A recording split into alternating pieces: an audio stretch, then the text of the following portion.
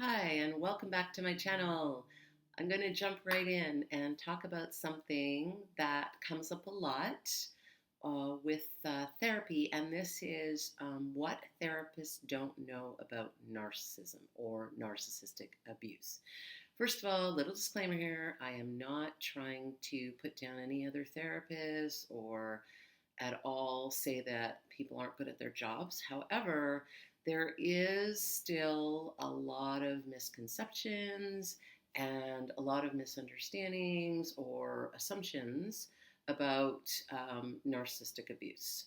So, just going to jump in here and say that one of the big differences between maybe run of the mill abuse and narcissistic abuse is that they're both bad, but somebody who maybe is struggling with a particular mental illness, they're not trying to be abusive. It doesn't excuse the behavior, of course, but they're not trying. It's not so much manipulation, or if it is, it might be more in the moment, but it's more sporadic. There doesn't tend to be a consistency to it. They do. I think one of the biggest things is they show remorse.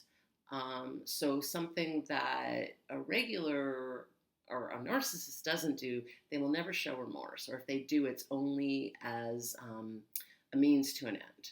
So, in other words, a narcissist will blame you for the abuse or maybe say you're abusive.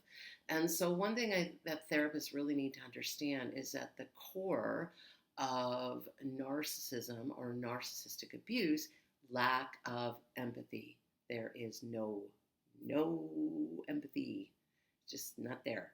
Narcissism is on a spectrum, so there are people who could be capable of some empathy, maybe in very specific situations, but they're always going to still put themselves first.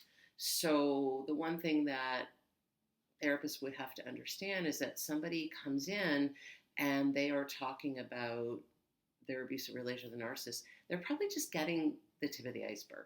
It's worse. It's almost always worse than even what you're hearing. So the thing that therapists need to do is, first of all, they have to get educated on what narcissistic abuse is, what narcissism truly is, the different types of narcissism, the layers, the complexities, the spectrum, the covert versus overt versus different types of relationships and how you relate. It gets very complex, but understand the dynamics around it. Understand this is manipulation.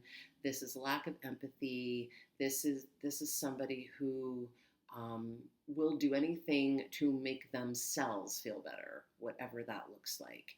And so, to add to that, one thing that I am planning to do is I am going to, at some point, have workshops or courses working with other therapists to help them with some coaching around more understanding around narcissism.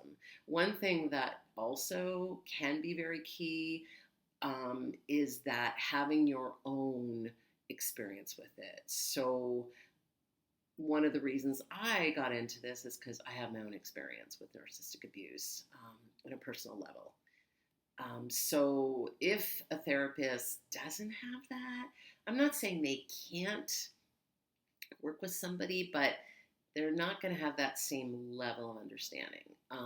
So what I would say is maybe they could work with somebody who's not coming for that specific reason. It might be just that that person has severe anxiety and they realized, oh, wow, this might be tied into some past relationship.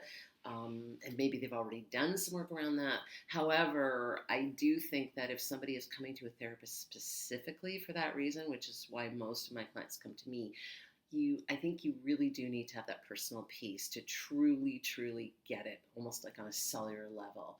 And clients will say to me, yeah, like, even if I don't say anything about my own experience, and I try not to do too much self-disclosure, maybe just a small amount, if it seems necessary, the client generally has a sense of that I get it, that I understand.